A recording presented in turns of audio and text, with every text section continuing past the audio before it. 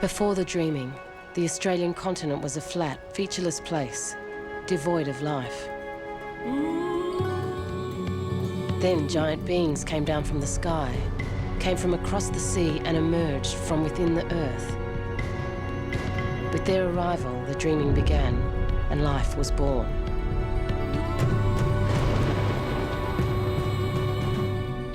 In the north of Australia, the Junkawal sisters gave birth to humanity.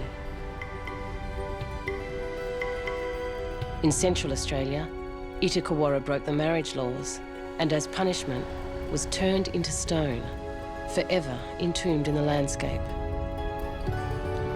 On the east coast, Miami shaped the landscape, and when his work was complete, he stepped onto a mountain and back into the sky.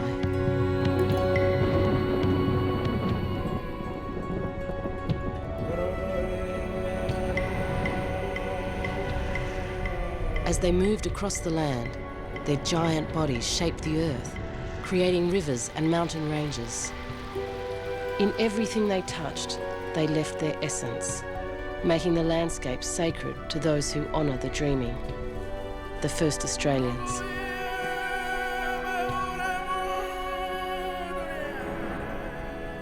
If you think about the ancient civilisations that Europeans look to, such as the dynasties of the pharaohs in Egypt, then even they are young compared to the period when humans were coming to Australia. The first Australians number more than 250 tribes, each with their own language, laws and territorial boundaries. A civilization encompassing the entire continent.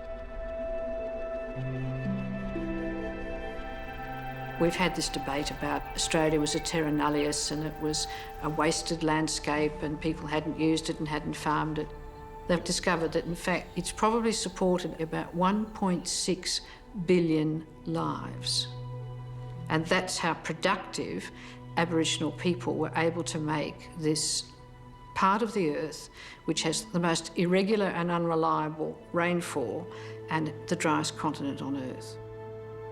80,000 years, 100,000 years, doesn't matter whether it's 60,000 years, it's an incredible length of time. It's the longest living civilization on Earth, and if you can't learn something from a people that successful, then you're really defying your own intelligence.